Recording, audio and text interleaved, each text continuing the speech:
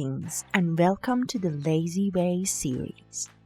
In this series, we will look at the best self-improvement topics such as productivity, habit creation, and others with a new perspective, which is the lazy way.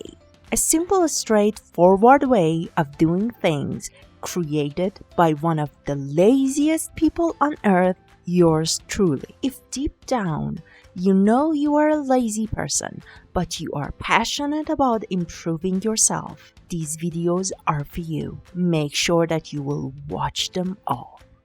Alright, let's get down to business.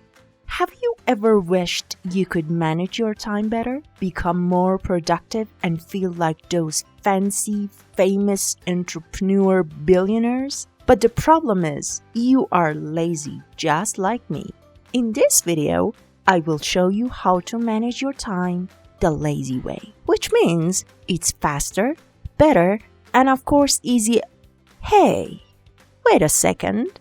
Are you still watching this and not subscribed to my channel or liked the video? Even when you know I have prepared some cool bonus for you at the end? How dare you? Hit the subscribe button and give me thumbs up right now. Thank you. No More presents Manage Your Time the Lazy Way. Simply put, time management is the process of planning and controlling how much time to spend on specific activities. Good time management not only enables you to complete more in a shorter period of time, but also lowers your stress and leads to more success. If you want to be able to manage your time better, there are some important points you need to consider. Number 1, write about your perfect future self. I know, it's hard to start thinking and writing stuff when you can watch funny YouTube videos of cats. But I'm sorry, you're here stuck with me. So go get a notebook, a fancy pen, and start writing.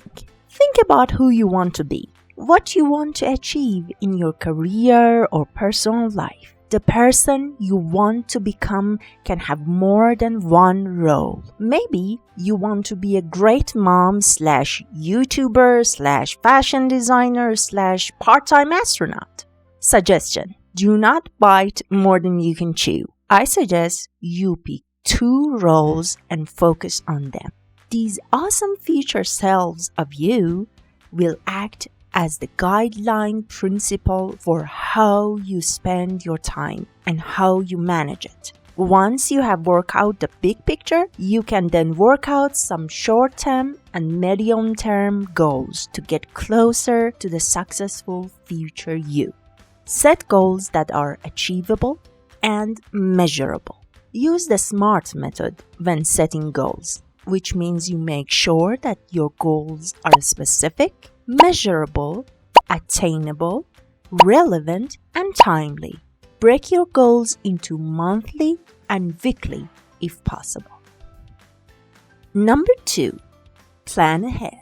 One of the worst things that you can do is wake up without a plan for the day. Instead of focusing on what needs to be done, you wander aimlessly and take care of less important matters. Having a list is always a time saver. If you have a list, you will never have to wonder what's on the daily agenda or what to do next. The important part is that you have your goals in your mind when you are writing your daily to-do list. A list keeps you focused and motivated and gives you the feeling of sweet sensation every time you kick off a task from your list. Lists also let you see and monitor your progress. Even if you're surrounded by distractions, your list will keep you on the right track. Many normal people write their to-do list the night before, but I have found it hard to keep up with because of my laziness, so here is my suggestion. Do it first thing in the morning.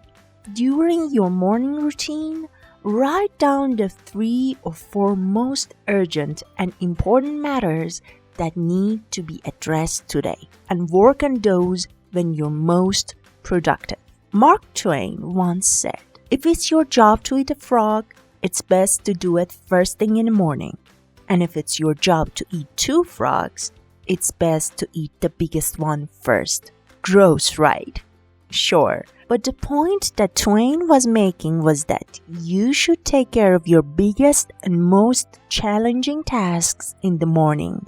Focus on one task at a time. If you have chosen to do a task, see it through to the end. Finish it. Avoid doing half work, which means abandoning your current task and doing something else entirely. For example, a half work is writing a report and suddenly checking your emails and writing replies. That's not only bad time management, but also bad for your concentration. But the worst part is, you will lose your momentum. Focus on the task at hand and avoid these pitfalls. Well, to be honest, I tend to do that a lot because I get bored with things easily. Then I change to something else or stop doing things and go back to being lazy instead. So here's my suggestion. Put a reward at the end of each task for yourself. A chocolate, a funny video clip, or having a coffee break while talking behind your boss's back. Number 4. Batch similar tasks together. When you have related work, batch them together. For example, don't answer your emails and phone calls throughout the day. Schedule a specific time to handle these tasks. The reason? Different tasks demand different type of thinking. By batching related tasks, your brain isn't switching gears, which means you can save some time. It's easier, thus more in line with our lazy nature. Number 5. Create a morning routine. Alright, don't panic. We're not going to get super creative like doing yoga while reading a book. Like batch working, we just want to get some small but necessary daily tasks out of our way first thing in the morning by creating a morning routine. For example, your morning routine can be brush your teeth, make coffee, take vitamins. That's it. See? No big deal. You can add more fancy tasks to it as you grow and become more active. Having a good morning routine will help you not only to develop useful habit, but also makes you fully prepared for your day. I have a video about creating a morning routine in my channel. Feel free to check it out. Number 6. Turn your system into habits. Listen to me. It all goes to waste if you do these things for a day or two, then forget them. It's necessary to turn the mentioned steps into sustainable habits. Set a reasonable schedule you can maintain over the long term, at least a month. These behaviors will become increasingly automatic over time. A study published in European Journal of Social Psychology found it takes more than 2 months before a new behavior becomes automatic. 66 days to be exact. So don't beat yourself up if it takes a while to form these habits. Bonus time!